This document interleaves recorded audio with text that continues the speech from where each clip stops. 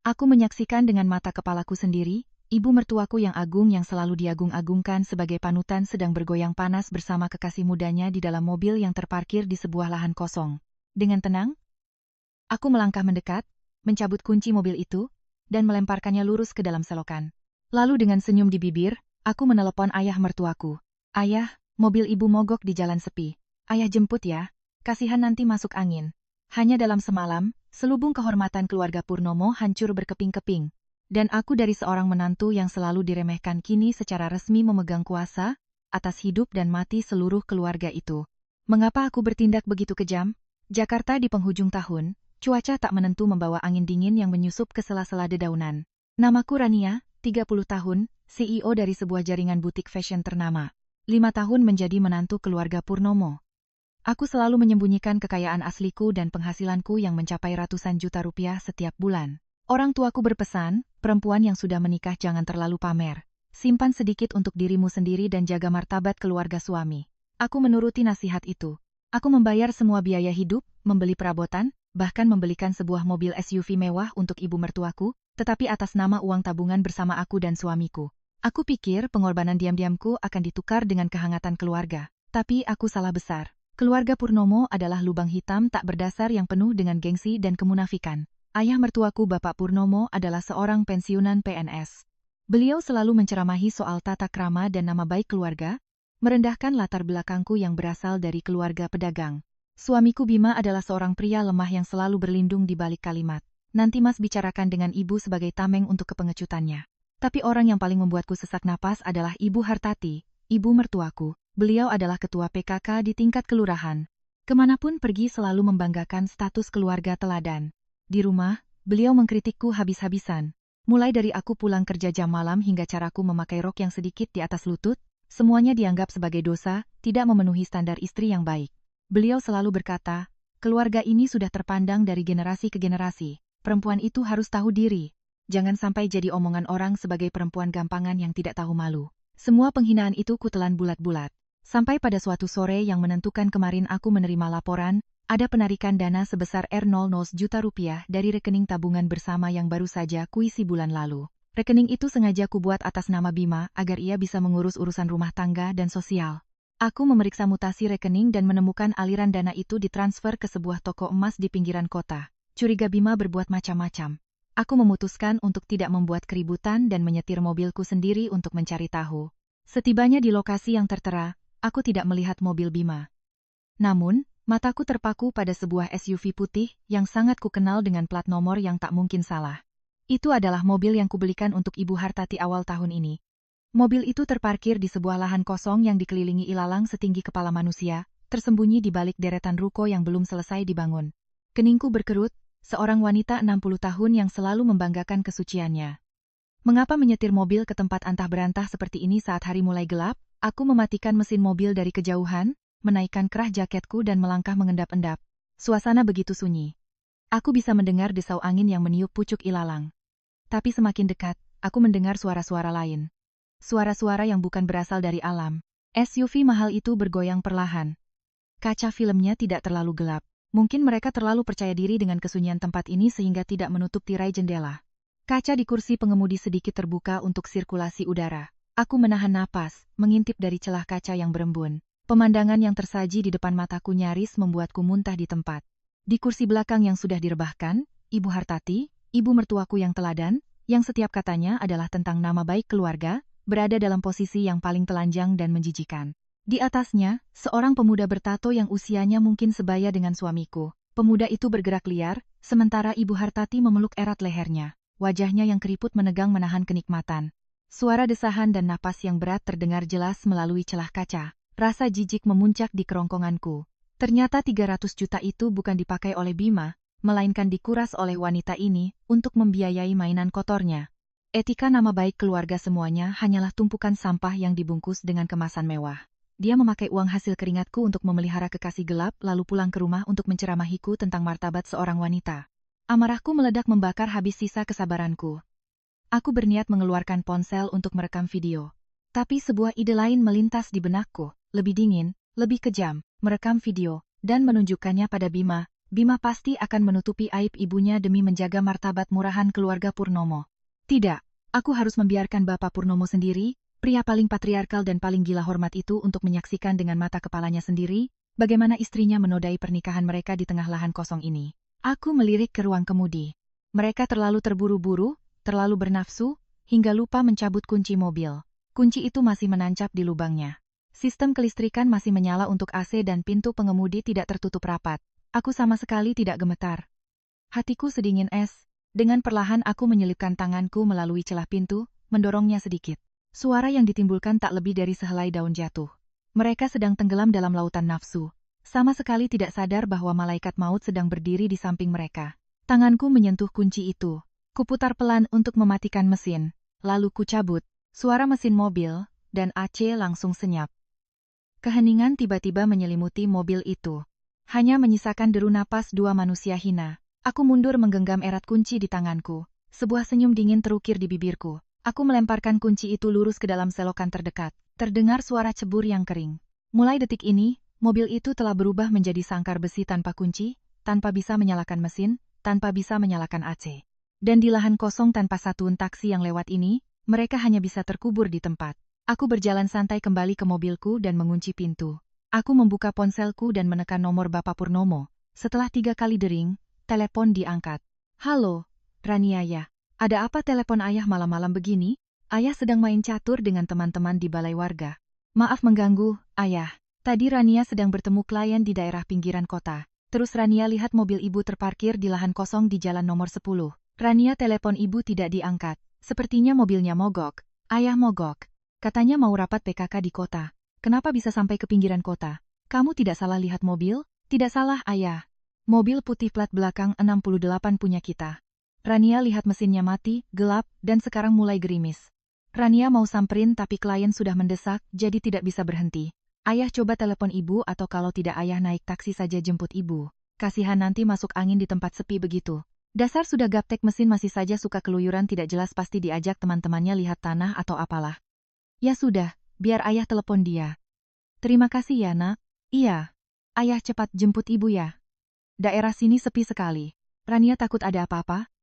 Rania tutup teleponnya ya, ayah. Aku memutus panggilan. Keheningan di dalam mobilku berbanding terbalik dengan kekacauan yang baru saja kula. Aku bersandar di kursi, memejamkan mata, membayangkan adegan selanjutnya. Bapak Purnomo adalah orang yang sangat pencuriga. Kata-kataku yang setengah benar, setengah samar pasti akan membuatnya langsung naik taksi ke sini daripada hanya menelepon. Sekitar 5 menit kemudian dari arah SUV putih yang berjarak 50 meter dariku, aku mulai melihat kepanikan. Mungkin mereka sudah selesai dan menyadari mesin mobil mati dan kunci telah raib. Tiba-tiba ponselku bergetar hebat. Layar menampilkan nama ibu mertua. Aku menatap layar yang menyala dalam kegelapan. Bibirku kembali melengkung. Mari kita lihat drama apa yang akan dia mainkan. Aku mengangkat telepon dengan nada suara yang sangat lembut dan polos. Iya, ibu. Ada apa Rania? Kamu di mana sekarang? Suaranya bergetar hebat. Campuran antara panik dan napas yang terengah-engah. Mungkin dia sedang berusaha mengenakan kembali pakaiannya. Rania sedang bertemu klien di pusat Jakarta. Bu, ada apa kok suara ibu panik begitu? Tidak ada apa-apa. Kamu tadi lewat daerah jalan nomor 10 tidak? Jalan nomor 10? Tidak. Bu, Rania di pusat kota. Kenapa? Bu, mobil ibu ada masalah lagi? Aku lupa taruh kunci mobil di mana. Dari tadi dicari tidak ketemu. Kamu kenal montir di dekat sini tidak? Panggilkan satu untuk buka kunci. Cepat, nak. Loh, kok ibu bisa ceroboh begitu? Biar Rania carikan nomornya. Tapi daerah situ jam segini montirnya sudah pada tutup bu, apalagi sedang hujan. Bagaimana kalau ibu telepon Mas Bima atau ayah saja untuk menjemput? Jangan sekali-kali telepon ayahmu. Diam kamu. Panggilkan saja montir. Berapun biayanya, ibu bayar. Baik bu. Rania coba carikan ya. Ibu tenang saja tunggu di dalam mobil. Aku memutus panggilan dan mengganti mode ponselku ke mode pesawat. Memanggil montir. Maaf ibu, malam ini satu-satunya montir yang akan datang untuk memperbaiki kunci ibu, adalah suami ibu yang sangat gila hormat itu. Aku duduk di mobil menyesuaikan arah dashcamku lurus ke arah SUV itu. Dari kejauhan aku melihat pintu mobil sedikit terbuka. Pemuda bertato itu terhuyung-huyung keluar. Tangannya memegang senter ponsel menyisir rerumputan. Dia sedang panik mencari kunci yang sudah kulempar ke selokan. Di dalam mobil, Ibu Hartati terus menjulurkan kepalanya, berteriak putus asa. Langit mulai menurunkan hujan gerimis. Angin bertiup kencang dan dingin dengan pakaian acak-acakan. Tubuh ringkih wanita 60 tahun itu gemetar karena dingin dan ketakutan. Tepat pada saat itu, dari ujung jalan tanah, sorot lampu taksi menyorot lurus ke tempat kejadian. Taksi itu mengerem mendadak. Bannya berdecit di atas lumpur, menciptakan suara yang memekakan telinga. Aku menarik napas dalam-dalam, bersandar di kursi. Drama terbaik selama 5 tahun aku menjadi menantu, sekarang baru benar-benar dimulai. Kita lihat saja bagaimana nama baik keluarga Purnomo akan tercabik-cabik malam ini. Dari posisiku yang tersembunyi di balik barisan pohon melalui lensa dashcam resolusi 4K, aku bisa merekam setiap bingkai paling tajam dari sebuah drama komedi tragis yang akan segera berakhir. Hujan mulai turun lebih deras. Tetesannya menghantam atap SUV putih mewah yang 8 bulan lalu kubeli dengan kartu kreditku sendiri. Saat itu dia berdiri di tengah-tengah kompleks perumahan dengan bangga mengatakan kepada para tetangga bahwa ini adalah uang pensiun yang dia dan suaminya kumpulkan seumur hidup tanpa sedikit pun menyebut namaku, menantunya. Sekarang mobil itu telah menjadi rumah bordil berjalan paling menyedihkan. Sorot lampu taksi yang terang benderang merobek kegelapan pekat di lahan kosong itu. Taksi berhenti mendadak. Lumpur terciprat kemana-mana. Pintu terbuka dan ayah mertuaku Bapak Purnomo melangkah keluar. Beliau tidak memakai payung, mengabaikan hujan, dan angin. Langkahnya yang biasanya tenang dan berwibawa layaknya seorang pejabat kini menjadi tergesa-gesa dan panik. Beliau berjalan menuju SUV itu. Mungkin dalam benaknya, istri tuanya yang teladan sedang menggigil kedinginan karena mobil mogok. Namun yang pertama kali menyambut matanya bukanlah istrinya, melainkan seorang pemuda bertato dengan tubuh bagian atas telanjang yang sedang membungkuk menyinari selokan dengan senter ponselnya mencari kunci. Pemuda itu terkejut ketika wajahnya disorot lampu taksi. Dia mundur menutupi matanya. Wajahnya sangat panik. Bapak Purnomo berhenti. Tatapannya beralih dari pemuda itu ke SUV yang kacanya sedikit terbuka. Suasana begitu hening, aku bisa merasakan detak jantung Bapak Purnomo yang berdebar kencang. Beliau melangkah maju, mendorong kasar pemuda itu ke samping dan langsung menuju pintu pengemudi, menariknya dengan paksa. Aku memperbesar layar kamera di ponselku yang terhubung. Gambarnya begitu jelas, hingga setiap kerutan di wajah mereka terlihat. Ibu Hartati, ibu mertuaku meringkuk di kursi belakang. Gaun sutra mewahnya kusut masai robek di salah satu bahunya. Rambutnya acak-acakan. Riasannya luntur bercampur dengan keringat dan air hujan yang masuk. Melihat suaminya berdiri menjulang di pintu mobil seperti dewa pencabut nyawa. Mulutnya ternganga, matanya melotot, dan seluruh tubuhnya bergetar hebat seperti tersengat listrik. Apa yang kau lakukan di sini, binatang? Raungan Bapak Purnomo menggema, merobek keheningan, bahkan mengalahkan suara hujan. Itu bukan pertanyaan, melainkan jeritan dari rasa malu yang teramat sangat. Kehancuran total dari sesuatu yang disebut nama baik keluarga yang telah dipujanya seumur hidup. Ibu Hartati tergagap, tangannya dengan panik menarik-narik ujung gaunnya untuk menutupi tubuhnya yang ringkih. Ayah, dengarkan penjelasanku. Ini tidak seperti yang ayah pikirkan. Aku dijebak? Belum sempat dia menyelesaikan kalimatnya. Bapak Purnomo melayangkan tamparan sekeras petir ke wajah wanita 60 tahun itu. Suara plak yang nyaring dan kering terdengar. Kekuatan tamparan itu membuat kepala Ibu Hartati terbentur sandaran kursi depan. Sudut bibirnya berdarah. Bapak Purnomo tidak berhenti. Rasa malu seorang pria yang diselingkuhi oleh istri tuanya telah mengubahnya menjadi binatang buas yang kehilangan kendali. Beliau menjambak rambutnya yang ditata modis, menyeretnya tanpa ampun dari kursi belakang keluar ke tengah hujan lebat. Ibu Hartati jatuh tersungkur di kubangan lumpur. Gaun sutra putih mahalnya kini bernoda lumpur kotor, persis seperti karakternya. Dia memeluk kaki Bapak Purnomo, meraung-raung memilukan. Ayah, aku mohon. Ayah, aku khilaf. Dia yang merayuku. Dia memberiku guna-guna. Aku mohon jangan pukul lagi nanti dilihat orang. Anyanti Dian bahkan di saat seperti ini tertangkap basah telanjang di tengah lahan kosong. Hal yang paling ditakutkannya adalah dilihat orang. Penyakit gila hormat sudah mendarah daging di keluarga ini. Pemuda bertato itu melihat situasi semakin genting, segera menyambar kaosnya yang robek di atap mobil, berniat kabur. Tapi Bapak Purnomo sudah berbalik. Beliau mengambil kunci Inggris dari bagasi mobil dan menghantamkannya ke punggung pemuda itu. Pemuda itu menjerit kesakitan, jatuh terguling di tanah. Tapi naluri bertahan hidup seorang profesional membuatnya bangkit dengan cepat. Dia tidak peduli lagi dengan kekasih tuanya yang menangis di lumpur dan berlari tunggang langgang ke dalam kegelapan malam meninggalkan umpatan Bapak Purnomo di belakangnya. Bapak Purnomo berbalik menatap istrinya yang berlutut di tanah. Beliau melempar kunci Inggris itu ke kubangan air. Napasnya yang terengah-engah menyatu dengan der hujan. Beliau menunjuk lurus ke wajah Ibu Hartati, menggeram dengan penuh kebencian. Kamu itu ketua PKK kan? Kamu itu dari keluarga teladan kan? Kamu yang menceramahi menantumu tentang martabat, kan? Sekarang lihat dirimu. perempuan jalang. Kamu sudah menodai nama baik keluarga ini. Mulai besok, enyah kau dari rumahku. Selesai berkata, Bapak Purnomo berbalik dan berjalan lurus menuju taksi yang masih menunggu dengan mesin menyala. Beliau membanting pintu mobil dengan keras. Taksi itu berputar dan melesat pergi, meninggalkan seorang wanita telanjang yang menggigil dan meraung-raung di tengah lahan kosong tanpa seorang pun. Tanpa kunci, tanpa bisa menyalakan mobil, tanpa ponsel yang mungkin sudah jatuh entah di mana saat panik. Malam ini, dinginnya hujan Jakarta akan meresap hingga ke tulang sumsumnya, tapi itu pasti tidak akan sedingin rasa malu yang menggerogoti jiwanya. Aku duduk di dalam mobilku dengan tenang menyimpan seluruh file video dari Dashcam ke dalam folder transkripsi di cloud. Sebuah senyum puas terukir di bibirku. Semuanya berjalan sempurna. Aku pernah berpikir aku akan hancur, akan menangis saat menghadapi kebusukan keluarga suamiku. Tapi tidak, hatiku luar biasa tenang. Ketika seseorang sudah terlalu lama bersabar, kekejaman bisa menjadi naluri untuk bertahan hidup. Perlahan aku menyalakan mesin. Sorot lampuku menyapu sosok Ibu Hartati yang menyedihkan yang sedang duduk memeluk wajahnya sambil menangis di samping ban SUV. Dia mendongak menatap mobilku yang melintas. Mungkin dia tidak tahu itu mobilku atau air hujan telah mengaburkan pandangannya. Aku tidak berhenti. Aku melajukan mobilku, bergabung dengan hiruk-pikuk jalan raya menuju pusat kota. Perang ini baru saja dimulai. Merobek topeng ibu mertuaku hanyalah langkah pertama. Targetku selanjutnya adalah seluruh kebenaran kotor di balik kepengecutan pria yang kusebut suami. Ketika aku tiba di rumah, jam sudah menunjukkan pukul 11 malam. Rumah 3 lantai di kompleks elit yang biasanya sunyi malam ini terang benderang dari lantai dasar hingga lantai atas. Aku sengaja berjalan pelan. Melepas sepatu hak tinggiku, mengenakan sandal rumah, dan memasang wajah lelah seorang wanita yang baru saja menyelesaikan hari yang panjang. Memasuki ruang tamu, sebuah drama komedi tragis tersaji di depan mataku. Ibu Hartati duduk di sofa berselimut.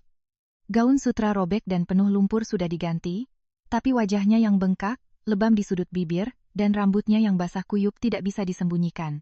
Dia menangis terseduh-seduh seperti korban yang baru saja mengalami tragedi yang mengerikan. Suamiku, Bima duduk di sampingnya terus mengelus punggung ibunya. Sedangkan Bapak Purnomo duduk tegak di kursi besar di seberang mereka. Wajahnya sehitam batu, matanya merah menyala. Bau asap rokok yang pekat menandakan beliau sudah merokok sangat banyak. Mendengar pintu terbuka, ketiganya serentak menoleh ke arahku. Ada apa ini, Mas? Kenapa ibu sampai seperti ini?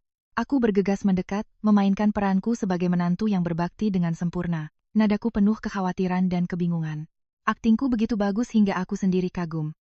Sebelum Bima sempat menjawab, Ibu Hartati sudah menerjang mencengkeram tanganku dan meraung seperti orang gila.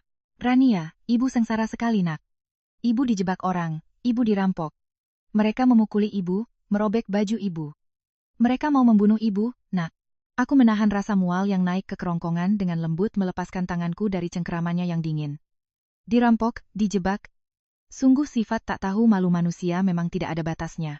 Tertangkap basah telanjang di lahan kosong, tapi dia masih bisa menciptakan skenario sempurna untuk membersihkan namanya. Bapak Purnomo menggebrak meja kaca. Diam kamu. Mau sampai kapan kau bersandiwara? Dirampok. Perampok mana yang menindihmu di kursi mobil? Perampok mana yang kau peluk sambil Dasar jalang. Kata-kata Bapak Purnomo, seperti pisau yang menusuk sandiwara Ibu Hartati. Tapi Bima, suamiku, pria yang seharusnya menjadi pilar keluarga, justru bangkit dan membela ibunya dengan suara keras. Ayah bicara apa? Ibu kan sudah bilang beliau dijebak preman, diberi obat bius untuk merampok mobil dan hartanya. Ibu itu korban ayah. Kalau ayah tidak percaya, ya sudah. Kenapa ayah malah menghina ibu seperti itu? Apa ayah lihat sendiri mereka melakukan sesuatu pada ibu? Atau ayah hanya melihat ibu dipukuli lalu berfantasi? Aku terdiam. Hatiku yang sudah dingin terhadap keluarga Purnomo kini benar-benar membeku. Pembelaan Bima bukan hanya kebodohan seorang anak yang memuja ibunya.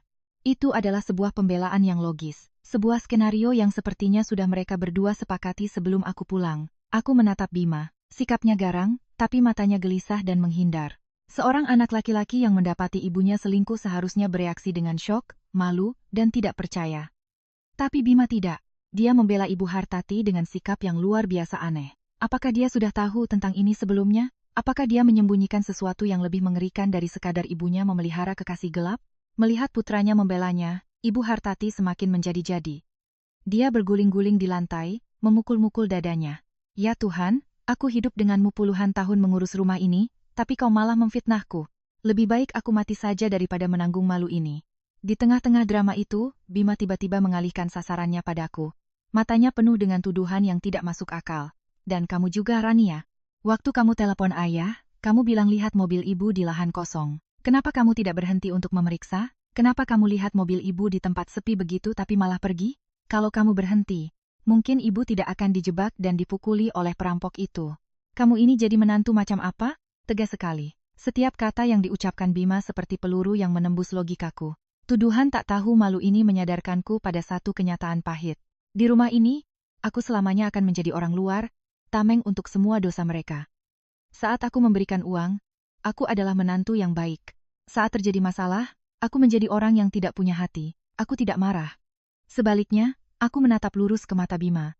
Tatapanku tenang, namun setajam silet. Mas Bima, aku sudah jelaskan pada ayah. Saat itu aku sedang dalam perjalanan untuk menandatangani kontrak penting yang akan memberikan keuntungan puluhan miliar bagi perusahaan. Kontrak itu menentukan arus khas untuk menghidupi rumah ini, untuk Mas, untuk ayah, dan untuk ibu. Aku melihat mobil terparkir diam, kupikir ibu hanya berhenti untuk menerima telepon. Aku langsung menelepon ayah untuk menjemput ibu. Apakah itu tindakan yang tidak punya hati? Atau Mas, mau aku membatalkan kontrak puluhan miliar itu untuk lari ke lahan kosong dan melihat apa yang sedang ibu lakukan di dalam mobil? Aku sengaja menekan dua kata terakhir. Sedang lakukan. Bima dan Ibu Hartati tersentak. Mata Ibu Hartati memancarkan ketakutan. Sementara Bima terdiam seribu bahasa. Bapak Purnomo yang duduk di kursi memijat keningnya. Keputusasaan tergambar jelas di wajah tuanya.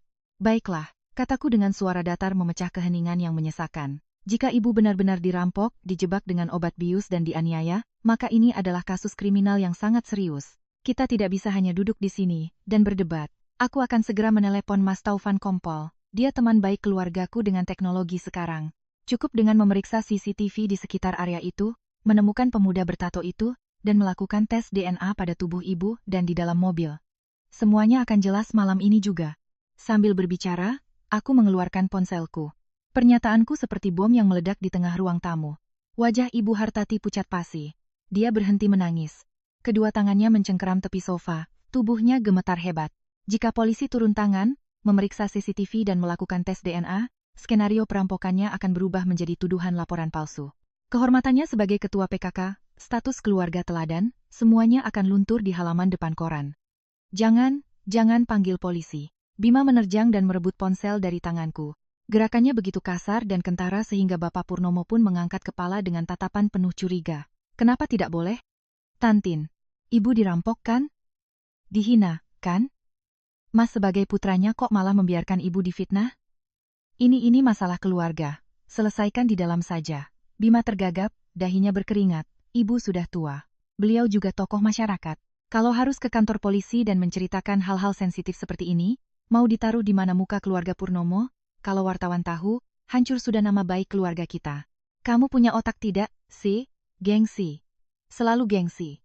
Bapak Purnomo menggeram, berdiri dan menunjuk wajah Bima. Ibumu sudah berbuat nista, menampar arang ke muka keluarga ini dan kau masih membelanya. Baik, kalian mau menyembunyikannya silakan. Tapi rumah ini tidak akan menampung perempuan jalang. Mulai besok suruh dia angkat kaki dari sini. Selesai berkata, Bapak Purnomo naik ke lantai atas dan membanting pintu. Suara itu mengguncang seluruh rumah. Ruang tamu kini hanya menyisakan kami bertiga. Bima menatapku dengan tatapan benci. Ibu Hartati meringkuk, tidak berani menatapku. Dia tahu akulah yang menemukan mobil itu. Akulah yang menelepon Bapak Purnomo. Dengan intuisi seorang wanita, dia samar-samar menyadari bahwa aku sudah tahu segalanya. Aku hanya sedang bermain kucing-kucingan dengan mereka. Aku tidak berkata apa-apa lagi, mengambil kembali ponselku dari tangan Bima dan berjalan ke kamar tidur. Drama malam ini telah berakhir dengan sempurna. Kebodohan Bima dan kebusukan Ibu Hartati telah mengubur sisa kepercayaan terakhirku. Ketika pintu kamar tertutup, aku membuka brankas pribadiku dan mengeluarkan laptop yang terenkripsi berlapis-lapis. Kejadian malam ini telah mengkonfirmasi firasatku selama ini. Kerusakan keluarga ini bukan hanya soal moral, tapi juga terkait erat dengan aliran uangku. Aku terhubung ke sistem perbankan, mulai memeriksa kembali semua aliran dana, rekening tabungan, dan investasi yang kupercayakan pada Bima selama 5 tahun terakhir.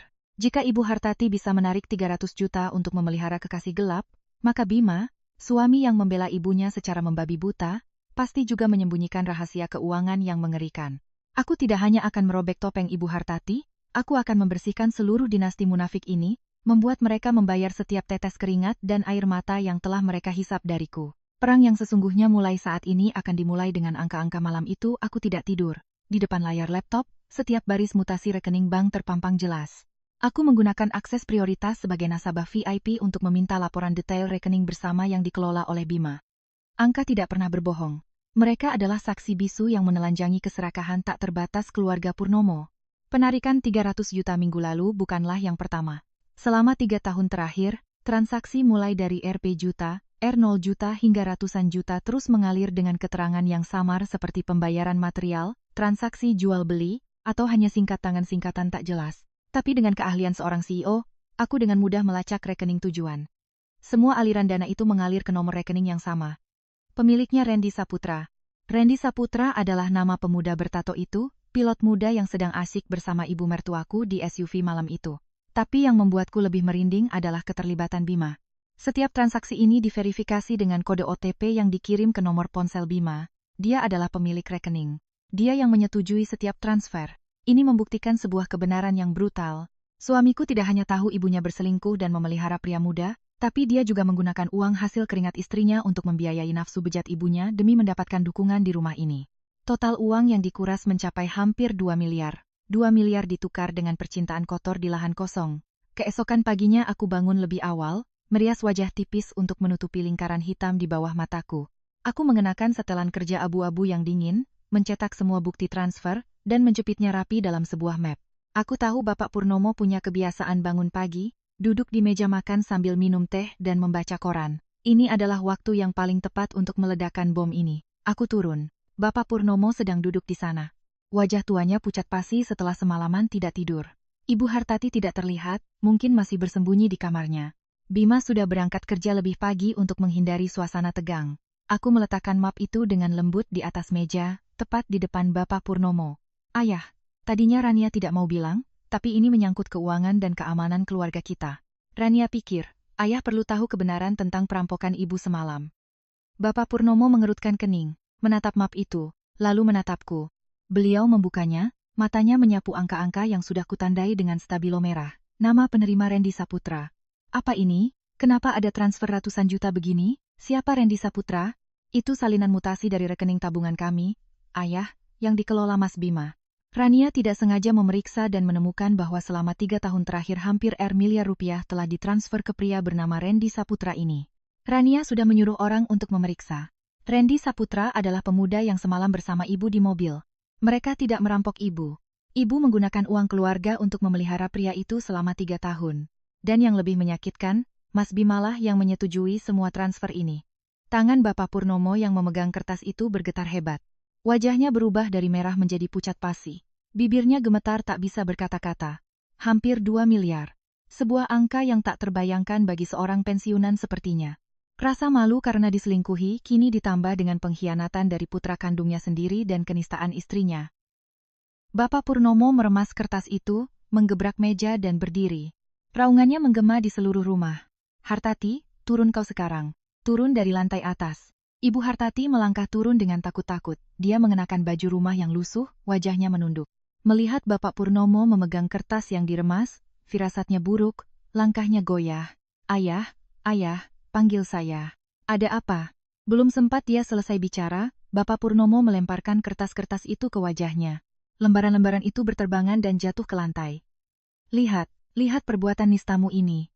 Mulutmu penuh dengan nasihat dan kesucian.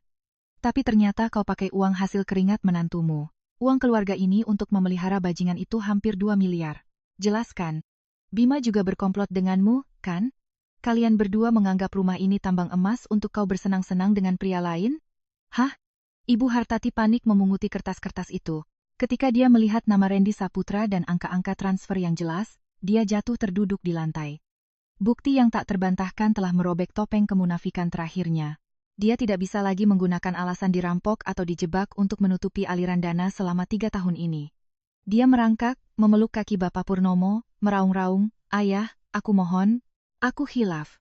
Randy itu, dia mengancamku. Awalnya aku hanya meminjamkannya sedikit uang, lalu dia merekamku secara diam-diam dan memerasku. Aku tidak berani bilang pada ayah, takut ayah akan membunuhku, jadi aku terpaksa meminta Bima untuk menarik uang dan memberikannya padanya. Aku dipaksa. Ayah, ibu diperas. Kenapa tidak lapor polisi? Kalau ibu diperas, kenapa ibu dengan sukarela menyetir mobil yang Rania berikan ke lahan kosong untuk bersenang-senang dengannya? Apakah dia juga memaksa ibu untuk menikmati hal itu? Kata-kataku yang dingin dan tajam seperti pisau yang mengakhiri semua pembelaannya. Ibu Hartati terdiam. Dia menatapku, matanya berubah dari ketakutan menjadi kebencian yang mendalam. Dia sadar orang yang telah menyudutkannya, yang membongkar segalanya, tidak lain adalah menantu yang selalu diremehkannya. Kau, dasar perempuan licik. Kau menjebakku, kau menguntitku, kau mengorek rekening bank keluargaku. Kau jahat? Kau ingin menghancurkan rumah ini kan? Yang menghancurkan rumah ini adalah keserakahan dan kenistaan ibu.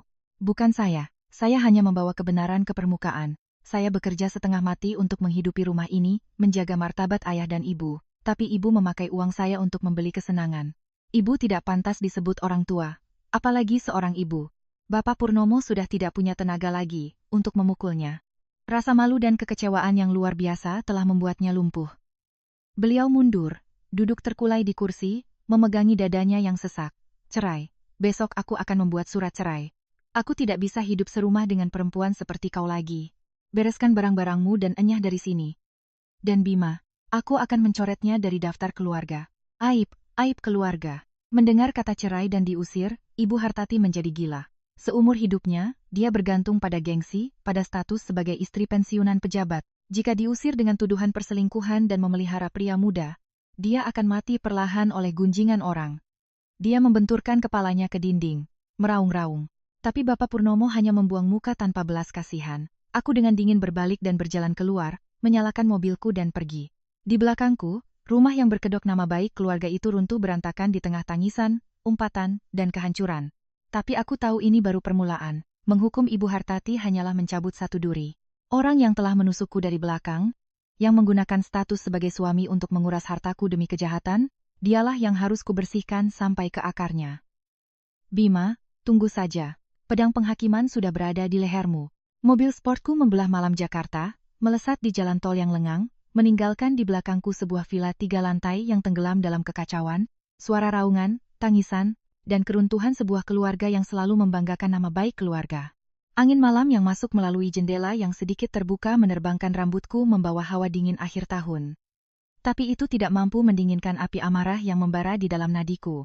Aku baru saja menelanjangi wajah asli Ibu Hartati, ibu mertua munafik dan menyaksikan kelemahan Bima yang begitu hina. Fakta bahwa dia menutupi aib ibunya. Menggunakan uang hasil keringatku untuk membiayai seorang bertato, telah melampaui batas kesabaranku. Tapi intuisi seorang wanita yang telah malang melintang di dunia bisnis, memberitahuku bahwa kebenaran menjijikan ini hanyalah puncak dari gunung es. Seorang pengecut yang terbiasa hidup bergantung pada istrinya seperti Bima, dari mana dia mendapatkan keberanian untuk mentransfer ratusan juta rupiah kepada kekasih ibunya tanpa rasa takut. Kecuali jika dia sendiri juga menyimpan rahasia serupa. Kecuali jika persekongkolan untuk menutupi aib ibunya hanyalah sebuah perjanjian tak tertulis. Agar ibunya juga menutup mata terhadap kebusukan dan lubang hitam keuangan yang dia ciptakan sendiri. Aku menginjak rem, menepikan mobil. Tanganku mencengkeram setir begitu erat hingga buku-buku jariku memutih.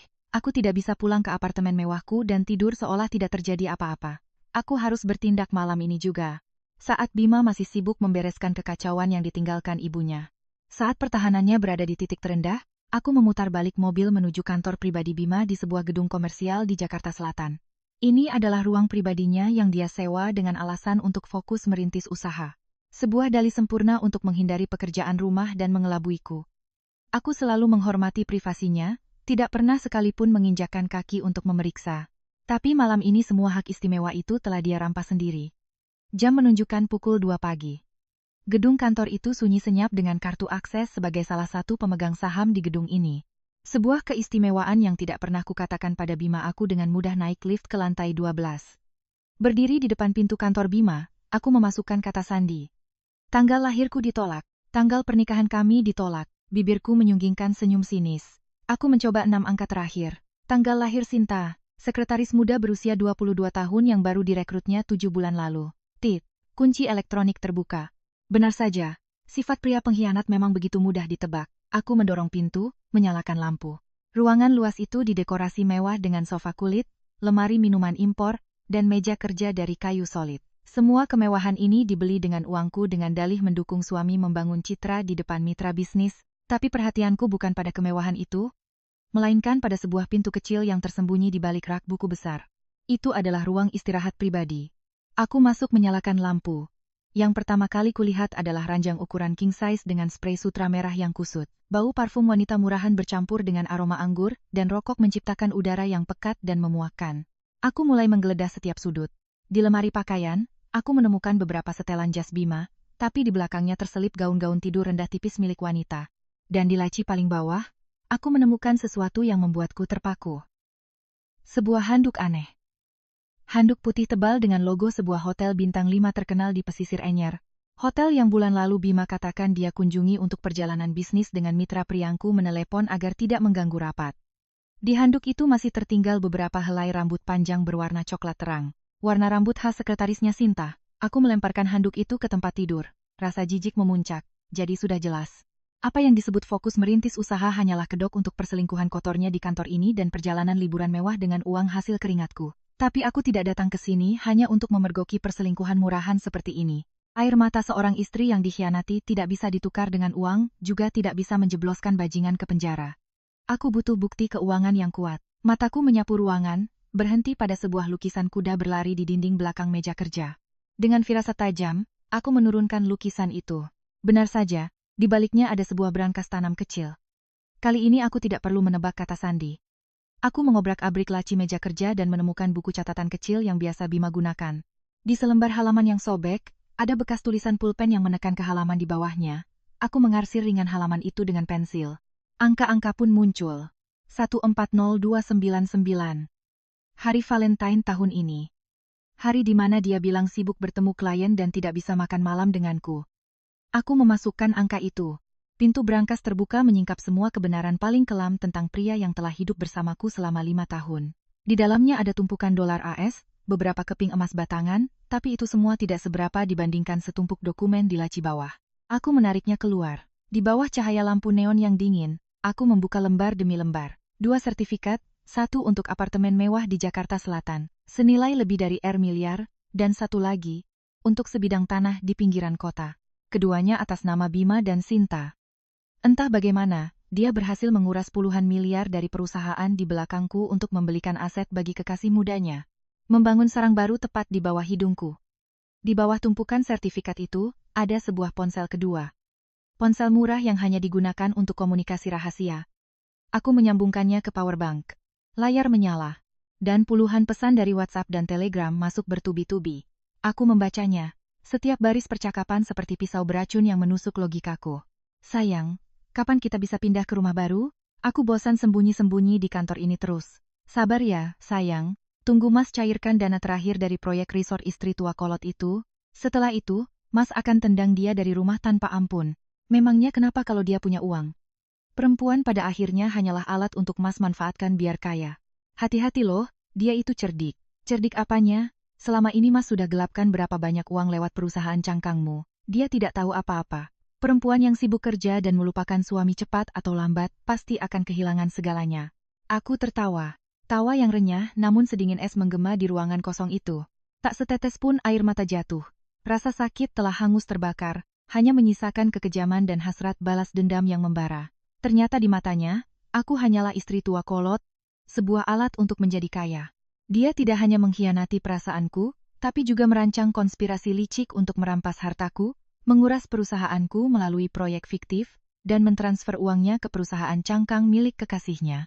Pantas saja akhir-akhir ini proyek yang ditangani Bima selalu dilaporkan membengkak biayanya dengan alasan yang sangat masuk akal di atas kertas. Dia sedang menghisap darahku untuk memelihara benih pengkhianatan. Dan ibu mertua teladan itu, perbuatannya mencuri uangku untuk memelihara pria muda mungkin juga ada dalam restu dan perlindungannya. Sebuah kesepakatan kotor antara ibu dan anak untuk sama-sama mengeruk hartaku. Dengan hati-hati, aku memotret semua dokumen, sertifikat, dan percakapan. Aku tidak mengambil apapun dari brankas itu, membiarkan semuanya seperti semula. Aku menutup brankas, menggantung kembali lukisan, dan menghapus semua jejak kehadiranku. Ketika aku keluar dari gedung itu, langit Jakarta sudah mulai terang. Hari baru telah dimulai. Tapi bagi keluarga Purnomo, ini akan menjadi hari-hari hitung mundur menuju jurang kehancuran. Aku tidak akan gegabah, tidak akan melabrak seperti perempuan lain. Melabrak adalah tindakan pecundang, tindakan mereka yang takut kehilangan suami. Sedangkan aku tidak butuh sampah. Aku hanya ingin dia memuntahkan kembali semua yang telah dia curi dariku, dan membayarnya dengan sisa hidupnya di balik jeruji besi. Aku duduk di kursi kemudian, ponsel ke mobil, dan menekan sebuah nomor. Pak Suryo, maaf menelepon pagi-pagi sekali, tolong batalkan semua jadwal Bapak hari ini. Jam 09.00 pagi kita bertemu di tempat biasa. Saya punya pertempuran hukum besar yang membutuhkan bantuan Bapak. Kita akan membuat seseorang telanjang tanpa sehelai benang pun. Di seberang telepon, suara pengacara tua yang telah mendampingi keluargaku selama puluhan tahun terdengar tenang. Saya mengerti. Saya akan siapkan semua berkas terkait perusahaan dan asetmu. Aku menutup telepon. Mataku menatap lurus ke jalan tol di depan. Permainan ini, akulah yang akan menentukan aturannya. Tepat pukul 900 pagi, di ruang VIP sebuah kedai teh yang tenang, aku duduk berhadapan dengan Pak Suryo. Beliau adalah seorang pria berusia 60-an. Berwibawa dengan tatapan tajam di balik kacamata berbingkai emas. Bagiku, beliau bukan hanya seorang penasihat hukum, tetapi juga seorang paman yang terhormat yang menasihati orang tuaku untuk membangun sistem perlindungan finansial untukku. Bahkan sebelum aku menikah, aku meletakkan map berisi puluhan foto dari brankas Bima dan salinan aliran dana di atas meja. Pak Suryo, silakan dilihat. Ini adalah balasan dari menantu terhormat keluarga Purnomo atas kepercayaan kita selama 5 tahun ini. Suaraku dingin tanpa emosi. Pak Suryo mengenakan kacamatanya, membuka lembar demi lembar dokumen. Semakin banyak yang dibaca, keningnya semakin berkerut. Ketika membaca pesan-pesan Bima yang merencanakan penggelapan dana dan melihat sertifikat atas nama kekasihnya, beliau melepas kacamatanya dan menghela napas panjang. Manusia memang serakah. Dulu Bapak sudah memperingatkanmu untuk tidak membiarkan dia terlalu dalam mengelola proyek. Tidak disangka dia senekat ini sampai membuat perusahaan cangkang untuk menguras dana dari proyek resort milikmu. Aku menyesap, Teh. Orang tuaku memang sudah melihat jauh ke depan. Jika dulu tidak menuruti nasihat Bapak untuk membuat perjanjian pranikah dan mempertahankan 85% saham mayoritas, mungkin sekarang aku sudah ditendang keluar olehnya. Benar, jawabku tenang. Kesalahan terbesar Bima adalah dia pikir dengan menjadi wakil direktur proyek dan punya wewenang menandatangani pengeluaran di bawah 2 miliar. Dia sudah menguasai perusahaan. Dia tidak tahu menurut anggaran dasar perusahaan yang dirancang Pak Suryo, semua subkontraktor yang dia sewa harus melalui audit independen setiap 6 bulan. Dan yang terpenting, semua aset besar dan saham perusahaan berada di bawah dana perwalian keluargaku. Dia hanyalah seorang karyawan kelas atas yang berkedok sebagai suami pemilik. Sekarang apa yang kamu ingin Bapak lakukan? Pak Suryo menatapku. Matanya memancarkan persetujuan dan kekaguman atas ketenanganku. Saya ingin Bapak merancang jebakan hukum yang sempurna. Jaring yang begitu rapat sehingga saat dia sadar, dia sudah tidak bisa lari lagi. Aku meletakkan cangkir tehku pertama segera buat surat keputusan internal atas nama Dewan Komisaris untuk melakukan audit mendadak pada proyek Resort Vina Eco, proyek terbesar yang ditangani Bima. Bekukan semua rekening bank terkait proyek ini. Tidak boleh ada 1 sen pun yang keluar untuk subkontraktor manapun, terutama perusahaan Sisinta itu. Pak Suryo mengangguk mencatat dengan cepat. Itu akan memotong aliran dananya. Perusahaan-perusahaan cangkangnya akan kehabisan modal dan melanggar kontrak. Tepat sekali. Bibirku menyeringai. Kedua, saya butuh Bapak untuk secara diam-diam melaporkannya ke kepolisian bagian kejahatan ekonomi. Berikan semua bukti pemalsuan kontrak, penggelembungan harga, dan pencucian uang menjadi aset pribadi. Dia telah menyalahgunakan wewenang untuk menggelapkan aset perusahaan dengan jumlah di atas 10 miliar. Itu cukup untuk membuatnya mendekam di penjara selama 15-20 tahun. Anak perempuanku sudah dewasa rupanya. Pak Suryo tersenyum. Tapi apa kamu tidak berpikir dia akan curiga dan mencoba memindah tangankan aset-aset itu ke kekasihnya? Itulah mengapa saya butuh Bapak bergerak cepat, jawabku. Gunakan upaya hukum darurat dari pengadilan untuk membekukan semua aset atas nama Bima, termasuk rekening tabungan yang dia kelola atas namaku, serta memblokir transaksi properti atas nama Sinta karena itu adalah aset yang berasal dari hasil kejahatan. Aku bersandar melipat tangan. Semua langkah telah diperhitungkan. Bima telah menggunakan kepercayaanku untuk membangun istana pasir. Sekarang aku hanya perlu menarik 1 batu bata dari fondasinya dan seluruh karir, uang, dan kebebasannya akan runtuh menimpanya. Bagaimana dengan perceraian? Tanya Pak Suryo. Siapkan saja gugatan cerai sepihak. Sebutkan alasannya berselingkuh, melanggar hukum perkawinan, dan menggelapkan aset keluarga. Tapi jangan diajukan dulu, kataku dingin. Saya tidak ingin perceraian yang damai. Saya ingin saat surat ini dilemparkan. Dia sudah berstatus sebagai seorang narapidana, menanggung utang besar, bangkrut, dan terhina. Saya ingin dia dan seluruh keluarganya merasakan jatuh dari surga ke dasar neraka. Pertemuan dengan Pak Suryo berakhir. Mesin hukum yang rumit mulai bergerak secara diam-diam. Sore itu aku kembali ke kantor bersikap seperti biasa. Bima masuk ke ruanganku dengan secangkir kopi tersenyum manis. Sayang, kerjaan banyak ya. Kamu kelihatan lelah. Nanti malam kita makan di luar. Yuk, ayah dan ibu juga lagi tegang. Kita perlu hangatkan suasana. Aku menerima kopi itu. Membalasnya dengan senyum yang lebih sempurna. Terima kasih mas. Tapi nanti malam aku ada rapat penting. Mas fokus saja ke proyek Vina Eko. Ya? Aku dengar pasokan material akhir-akhir ini agak lambat. Mas harus awasi subkontraktornya dengan baik. Aku percaya penuh sama Mas. Mendengar aku menyebut subkontraktor dan proyek, matanya sedikit gelisah. Tapi dia cepat-cepat menguasai diri. Tenang saja, sayang. Semua beres di tangan Mas. Kamu tinggal duduk manis. Terima saja. Aku melihatnya keluar ruangan punggung yang tegap dan sok berwibawa. Pasangan yang solid sungguh menggelikan. Dia tidak tahu kurang dari 24 jam lagi rekening proyeknya akan dibekukan. Perusahaan cangkangnya akan mati kehabisan dana dan para pemasok asli akan mulai menagih utang padanya. Jaring sudah terpasang, umpan sudah dilempar. Sekarang aku tinggal menikmati kopiku dan menyaksikan kejang-kejang putus asa dari seekor tikus yang terperangkap dalam lumpur yang dia ciptakan sendiri. Dan aku tahu kekacauan tidak hanya akan datang dari Bima, bom waktu bernama Ibu Hartati juga akan segera meledak. Ketenangan palsu di keluarga Purnomo hanya bertahan 3 hari, dan akhirnya apa yang harus terjadi, terjadilah. Ketika topeng moralitas robek, kebusukan di dalamnya mulai menebar bau, menarik burung-burung bangka yang haus darah. Itu adalah Jumat malam. Begitu aku masuk ke ruang tamu, aku langsung merasakan atmosfer yang pekat dengan ketakutan. Pintu kaca rumah dilempari cat merah bercampur terasi yang baunya menusuk hidung. Di pagar, poster-poster bergambar Ibu Hartati dengan tulisan merah menyala. Nenek tua Hartati penipu utang 5 miliar. Bayar atau mati ditempel di mana-mana. Di ruang tamu, Bapak Purnomo duduk memegangi kepalanya. Wajahnya pucat pasi. Ibu Hartati tergeletak di lantai, menangis meraung-raung. Bima mondar-mandir seperti binatang di dalam kandang, terus menelepon seseorang tapi selalu ditolak. Melihatku masuk dengan tenang, mereka seperti orang tenggelam yang menemukan pelampung. Rania, tolong ibu, nak, tolong keluarga ini. Ibu Hartati menerjang. Memeluk kakiku. Preman Rania. Mereka mau membunuh ibu. Mereka mengancam akan membakar rumah ini. Aku menarik kakiku dengan dingin. Ibu bicara apa? Preman mana? Kenapa keluarga kita bisa punya utang 5 miliar? Apa uang pensiun ayah dan uang bulanan dari Rania tidak cukup untuk ibu rapat PKK? Bapak Purnomo menggebrak meja. Suaranya serak karena benci. Untuk apa kau tanya dia? Perempuan jalang bodoh ini tidak hanya memberikan uang tabungan kalian pada bajingan itu. Dia juga menggadaikan sertifikat rumah lama kita di kampung untuk pinjam uang dari rentenir. Mengumpulkan 5 miliar untuk diberikan pada bajingan itu agar bisa investasi properti. Sekarang bajingan itu kabur membawa uangnya, dan para debt collector datang menagih utang. Ah, jadi begitu, Randy. Si kekasih bertato setelah malam itu langsung kabur membawa harta rampasannya, meninggalkan ibu mertuaku dengan tumpukan utang berbunga. Bom utang itu akhirnya meledak. Bima mendekat, memohon, Rania, aku tahu ibu salah.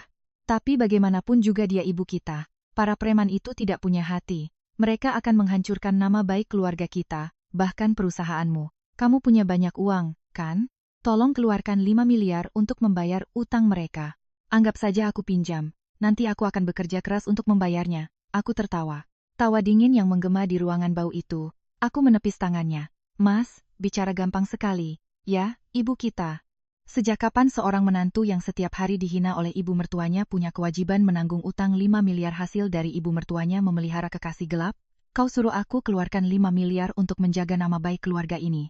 Nama baik keluarga kalian sudah ditelanjangi oleh ibumu sendiri di lahan kosong beberapa hari yang lalu. Mendengar kata-kataku, wajah Ibu Hartati berubah dari memohon menjadi mengancam. Kau ini menantu. Melihat keluarga suami susah kok diam saja. 5 miliar itu cuma uang receh bagimu. Kenapa kau tidak mau menolongku? Kau ingin aku dicincang oleh mereka? Hah? Dasar perempuan jahat tidak tahu. Terima kasih. Aku melangkah maju menatapnya dengan tajam. Saya tidak tahu. Terima kasih, Ibu. Dengar baik-baik. Semua yang ada di rumah ini, dari TV, kulkas, mobil yang Ibu pakai sampai setiap butir nasi yang Ibu makan, semuanya dari hasil keringat saya. Saya merawat Ibu dengan uang halal, dan balasan Ibu mencuri uang saya untuk memelihara pria lain.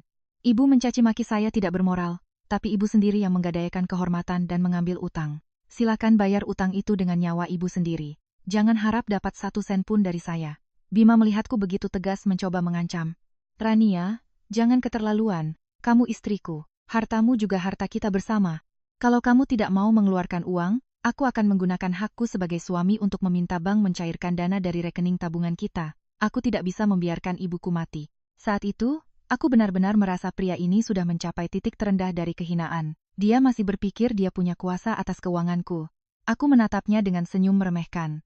Mas, mau pakai hak sebagai suami? Silakan saja ke bank. Tapi sebelum pergi, coba telepon kepala akuntan proyek Vina Eko, dan tanyakan apa di rekening proyek Mas masih ada uang atau Mas bisa telepon kekasih Mas. Si Sinta itu suruh dia jual apartemen dan tanah yang Mas belikan untuknya dari uang hasil penggelapan perusahaan saya untuk menyelamatkan ibumu. Kata-kataku seperti bom atom kedua. Kali ini tidak hanya Ibu Hartati, Bapak Purnomo pun terkejut, wajah Bima pucat pasi, matanya melotot, kakinya gemetar. Kamu bicara apa? Sinta siapa? Penggelapan apa? Jangan memfitnah. Bima tergagap, keringat dingin membasahi dahinya. Memfitnah? Aku mengeluarkan map berisi bukti transfer, kontrak fiktif, dan salinan 2 sertifikat atas nama Bima dan kekasihnya. Aku melemparkannya ke meja. Lihat sendiri, semua proyek yang kau kelola sudah dibekukan sejak pagi ini. Polisi sudah menerima laporan penggelapan dan pencucian uangmu senilai 15 miliar. Asetmu dan aset kekasihmu juga sudah dibekukan oleh pengadilan. Kau tidak punya uang sepeser pun lagi. Kau tidak hanya tidak bisa menyelamatkan ibumu. Kau sendiri juga sebentar lagi akan masuk penjara. Bapak Purnomo mengambil map itu, melihat angka-angka korupsi, foto-foto mesra putranya dengan gadis muda dan aset yang digelapkan, beliau megap-megap lalu jatuh pingsan. Ruangan menjadi kacau balau. Ibu Hartati meraung memanggil suaminya. Bima berlutut di lantai, memegangi kepalanya, tatapannya kosong. Keluarga munafik ini akhirnya terbakar oleh keserakahan dan kenistaan mereka sendiri. Aku dengan dingin melangkah melewati kekacauan itu, keluar tanpa menoleh. Bom utang telah meledak, menarik serta runtuhnya semua kejap. Sedangkan aku akan menunggu di luar untuk sebuah pengadilan terakhir yang akan membersihkan sampah ini dari hidupku. Setelah malam yang melemparkan semua kebenaran mengerikan itu, aku langsung pulang ke apartemen penthouseku. Aku tidur nyenyak. Keesokan paginya, aku menikmati secangkir kopi hitam pekat. Aku tahu drama di rumah keluarga Purnomo belum berakhir. Para rentenir tidak akan menyerah begitu saja. Tepat pukul 800 pagi, aku memanggil tim keamanan profesional yang sudah kusewa bersama 2 asisten hukum dari kantor Pak Suryo. Hari ini aku harus kembali ke rumah itu, bukan untuk menyelamatkan apapun, melainkan untuk mengambil semua dokumen pribadi dan barang berhargaku, serta memutus semua harapan mereka. Begitu mobilku tiba, pemandangan kacau sudah menyambut. Sekitar 20 preman bertato mengepung rumah, memukuli gerbang dengan palu. Para tetangga tak ada yang berani keluar. Tim keamananku segera membentuk barisan melindungiku. Seorang pria yang sepertinya adalah pemimpin mereka menghampiriku. Siapa kau? Kalau kau keluarga si Nenek Hartati, cepat keluarkan uangnya atau rumah ini kami ratakan. Aku menatapnya tanpa gentar. Saya menantunya, tapi saya sarankan Anda turunkan senjata itu. Saya kesini bukan untuk membayar utangnya, tapi untuk mengambil barang-barang saya. Oh, jadi ini menantu CEO kaya raya yang sering dibanggakan si nenek itu. Dia tertawa, ibu mertuamu pinjam 5 miliar, sekarang totalnya dengan bunga jadi 6,5 miliar. Bayar sekarang atau rumah ini kami sita? Anda ini rentenir kok amatir sekali? Sebelum menyita rumah, apa Anda tidak periksa siapa pemilik sahnya?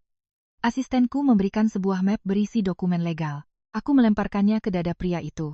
Baca, villa ini adalah aset pranikah saya atas nama dana perwalian saya. Ibu Hartati dan putranya hanya menumpang. Anda merusak gerbang dan properti saya. Pengacara saya sudah merekam semuanya. Kalau Anda tidak minggir, saya akan panggil polisi atas tuduhan perusakan dan pemerasan. Utang itu tagih pada orang yang menandatanganinya. Pria itu dan anak buahnya membaca dokumen itu. Mereka sadar telah salah sasaran. Menagih utang dari orang biasa itu mudah. Tapi berurusan dengan seorang pengusaha wanita yang punya tim hukum yang kuat sama saja bunuh diri. Oke, Nona, asetmu tidak kami sentuh.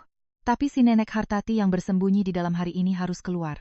Mereka mendobrak gerbang dan menyerbu masuk. Aku mengikuti di belakang dilindungi oleh tim keamanan. Pintu kaca ruang tamu hancur berkeping-keping di dalam. Pemandangannya menyedihkan. Bapak Purnomo masih pingsan, Ibu Hartati bersembunyi di bawah meja makan.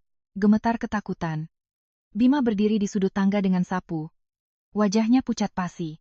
Para preman itu menyeret Ibu Hartati keluar dari bawah meja. Dia meraung-raung memohon ampun. Ampun. Saya ditipu. Uangnya sudah dibawa kabur. Ditipu katamu? Pria itu menampar wajah Ibu Hartati hingga tersungkur di atas pecahan kaca. Aku tidak peduli kau ditipu siapa, hari ini tidak ada uang. Aku potong satu tanganmu.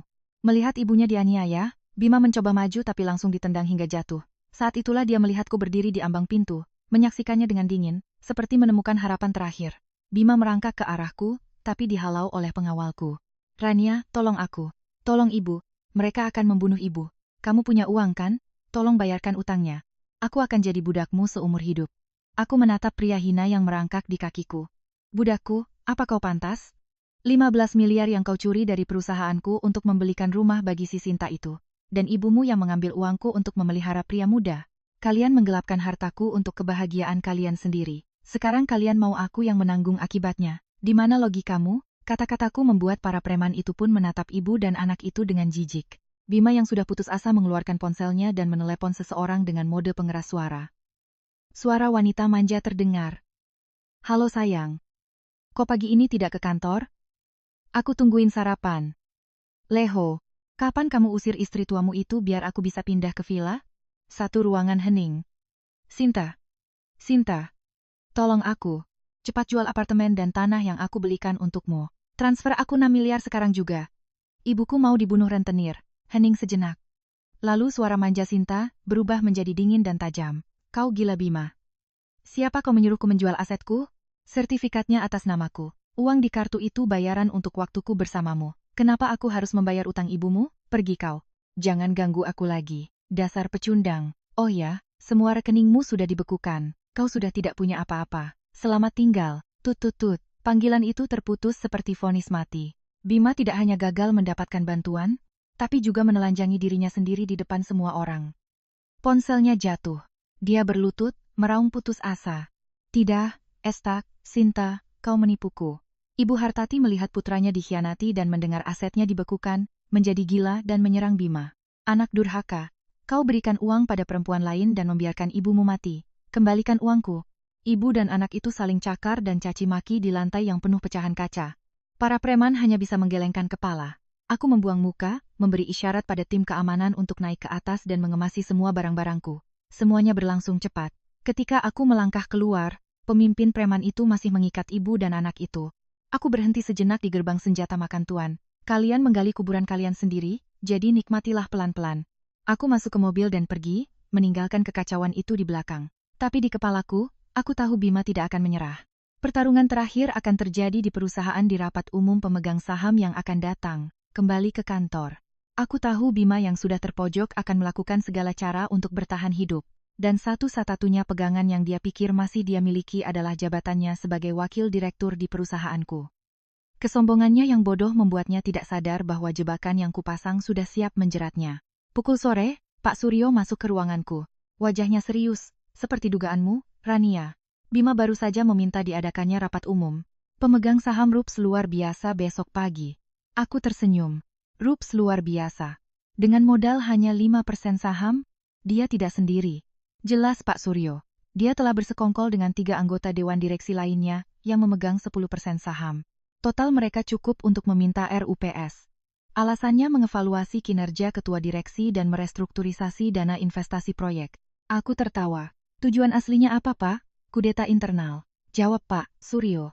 Mereka berencana menyebarkan rumor bahwa kamu mengalami krisis mental lalu menggunakan suara pemegang saham minoritas untuk melucuti hak vetomu dan menyetujui pencairan dana darurat 20 miliar untuk membayar subkontraktor strategis. Proyek Vina Eko yang tentu saja adalah perusahaan cangkang milik mereka.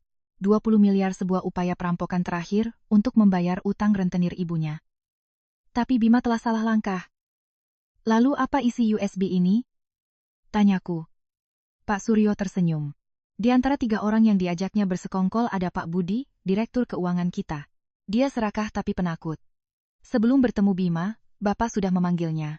Bapak hanya meletakkan bukti pengeluaran tidak wajar yang pernah dia setujui di atas mejanya, dia langsung pucat. Bapak menyuruhnya tetap bertemu Bima, tapi dengan membawa alat perekam mini. Seluruh percakapan mereka dari rencana melengsarkanmu hingga rencana bagi-bagi uang 20 miliar ada di dalam USB ini. Aku menggenggam USB itu. Bima, kau pikir kau bisa menjatuhkan sebuah kerajaan yang kubangun dengan darah dan air mata hanya dengan trik murahan? Pak Suryo, kataku sambil menatap kota dari jendela. Umumkan pada semua pemegang saham dan kepala departemen. RUPS luar biasa besok akan berjalan sesuai permintaan wakil direktur Bima. Biarkan dia memainkan peran seumur hidupnya. Apa rencanamu? Aku berbalik. Senyumku setajam silet. Saya akan memberinya panggung terbesar. Lalu saya akan mengubahnya menjadi tiang gantungan di mana semua kejahatan dan pengkhianatannya akan ditelanjangi. Saya tidak hanya ingin memecatnya. Saya ingin dia keluar dari gedung ini dengan borgol di tangan, disaksikan oleh semua orang. Malam itu aku tidak pulang. Aku menyiapkan semua materi untuk rapat besok. Setiap angka, setiap rekaman, setiap foto, semuanya kurangkai menjadi sebuah skenario yang sempurna. Waktu kebebasan Bima tinggal menghitung jam. Keesokan paginya, suasana di aula utama perusahaan terasa tegang. Pukul 30 aku masuk. Aku mengenakan setelan hitam yang memancarkan aura kekuasaan yang dingin. Semua mata tertuju padaku. Di seberang meja, Bima duduk dengan angkuh. Mungkin mengira aku datang dalam keadaan rapuh. Aku duduk di kursi utama. Selamat pagi. RUPS luar biasa hari ini diadakan atas permintaan Wakil Direktur Bima. Silakan, Pak Bima, sampaikan pandangan Anda. Bima berdiri memulai pidato yang sudah dihafalnya. Bapak dan Ibu sekalian, belakangan ini perusahaan kita menghadapi tantangan, terutama Ibu Ketua Rania sedang menghadapi tekanan psikologis berat dari masalah keluarga yang menyebabkan terhambatnya pengambilan keputusan. Oleh karena itu, saya mengusulkan agar kita menyetujui pencairan dana darurat 20 miliar untuk menyelamatkan proyek Vina Eko dan untuk sementara menonaktifkan Ibu Rania dari jabatannya selama 3 bulan agar beliau bisa memulihkan diri, sebuah drama yang sempurna. Aku mendengarkannya sampai selesai tanpa menyela. Setelah dia duduk dengan percaya diri, barulah aku berdiri. Penjelasan yang sangat menyentuh. Tapi sebelum kita melakukan voting, saya rasa para pemegang saham berhak melihat sebuah laporan yang lebih faktual. Aku menekan remote. Layar raksasa di belakangku menyala. Bukan grafik, melainkan bukti transfer dan akta pendirian perusahaan. Lihatlah, ini adalah aliran dana 15 miliar yang telah dikuras dari proyek Vina Eko selama 7 bulan terakhir. Semuanya disetujui oleh Pak Bima untuk 3 perusahaan subkontraktor yang pemiliknya adalah 1 orang, Nona Sinta. Aula menjadi riuh.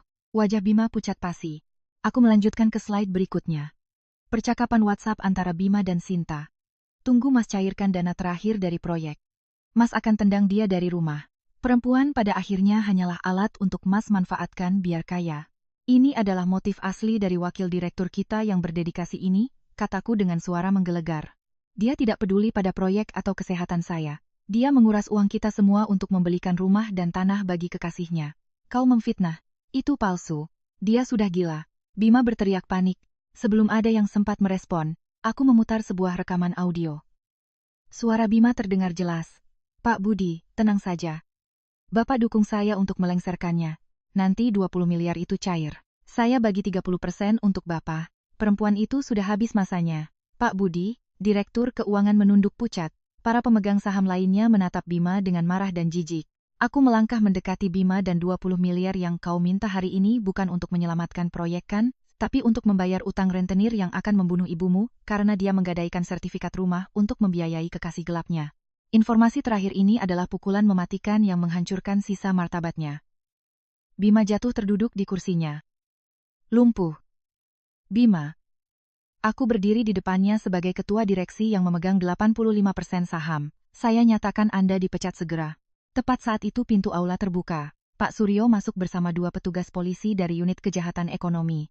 Bapak Bima, kata seorang petugas sambil menunjukkan surat perintah. Anda kami tahan untuk penyelidikan kasus penggelapan dan penipuan aset perusahaan. Silakan ikut kami. Borgol dingin terpasang di pergelangan tangannya. Saat digiring melewatiku, dia menatapku dengan mata penuh penyesalan. Rania, aku salah, bisiknya. Kau tidak salah karena berselingkuh atau serakah, jawabku dingin. Kau salah karena menganggapku bodoh. Pintu tertutup membawa pergi sang pengkhianat. Aku berbalik menghadap semua orang. Rapat dilanjutkan. Langit Jakarta setelah badai selalu cerah dan biru. Menutup pintu kantor, meninggalkan semua drama di belakang, aku bersandar di kursiku dan memejamkan mata. Aku akhirnya bisa merasakan kedamaian. Merenungkan 5 tahun menjadi menantu keluarga Purnomo, aku merasa seperti baru bangun dari mimpi buruk. Dulu aku percaya bahwa pengorbanan dan kesabaran akan dibalas dengan cinta. Aku menyembunyikan kekuatanku untuk menjadi istri dan menantu yang baik. Aku menelan semua penghinaan dan ketidakadilan. Tapi aku salah. Kesabaranku hanya memupuk keserakahan mereka. Mereka melihat pengorbananku sebagai hal yang wajar dan uangku sebagai tambang emas untuk membiayai nafsu kotor mereka. Momen di lahan kosong itu adalah titik balikku. Aku sadar aku bukan tanaman parasit yang lemah. Aku adalah pohon kokoh yang berdiri dengan akarnya sendiri. Mengapa aku harus memohon cinta dari para pengkhianat? Mengapa aku harus melindungi kehormatan orang-orang yang tidak punya malu?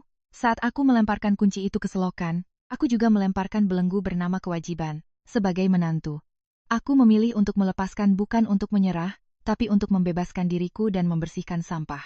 Para pemirsa setia Asmara dalam Dusta, terutama para perempuan yang sedang mendengarkan. Mungkin di luar sana banyak yang sedang mengalami nasib serupa, menangis dalam diam karena pengkhianatan. Melalui kisahku ini, aku ingin berbagi beberapa hal yang kupelajari. Pertama, jangan pernah menyamakan pengorbanan buta dengan harga diri. Kebaikan tanpa batas adalah kelemahan. Beri batasan dan siapapun yang melewatinya harus menanggung akibatnya. Jangan takut dicap galak. Takutlah jika hidupmu habis dalam penderitaan dan penyesalan. Kedua, kemandirian finansial adalah kekuatan tertinggi dan pelampung penyelamat bagi seorang wanita. Jangan pernah menyerahkan seluruh hidup dan hartamu pada seorang pria. Janji bisa berubah. Uang yang kau hasilkan dengan keringatmu sendiri adalah suaramu, harga dirimu, dan tiket menuju kebebasan saat badai datang. Bekerjalah, hasilkan uang, dan tingkatkan nilaimu setiap hari. Saat kau bisa berdiri di kakimu sendiri, kau tidak akan pernah takut langit akan runtuh karena kau adalah langitmu sendiri. Dan yang terakhir, balas dendam terbaik bukanlah menjadi sejahat mereka. Balas dendam terbaik adalah keadilan.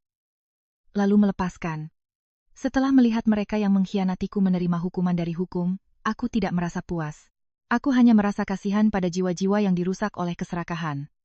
Aku menggunakan hukum untuk mendapatkan keadilan, tapi setelah itu aku memilih untuk melepaskan kebencian dari hatiku. Hidup ini adil. Hukum karma tidak pernah salah alamat. Badai berlalu, menyisakan puing-puing, tapi juga menyapu bersih semua kebohongan, mengembalikan sebidang tanah yang bersih untukmu memulai kembali.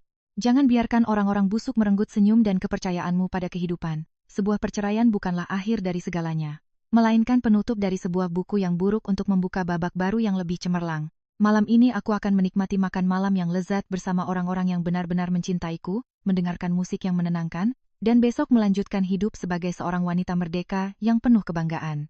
Langit yang cerah dan damai kini terbentang luas di hadapanku. Para pemirsa yang terhormat, perjalanan badai dalam hidupku telah berakhir. Jika kisah ini menyentuh hati Anda, jika memberikan sedikit keberanian untuk bangkit, silakan tinggalkan suka dan bagikan video ini. Jangan ragu untuk berbagi kisah Anda di kolom komentar, agar kita tahu bahwa kita tidak sendirian. Dan jangan lupa untuk berlangganan saluran Asmara dalam Dusta, nyalakan lonceng notifikasi, agar kita bisa terus saling menyembuhkan dalam kisah-kisah kehidupan selanjutnya. Yeah!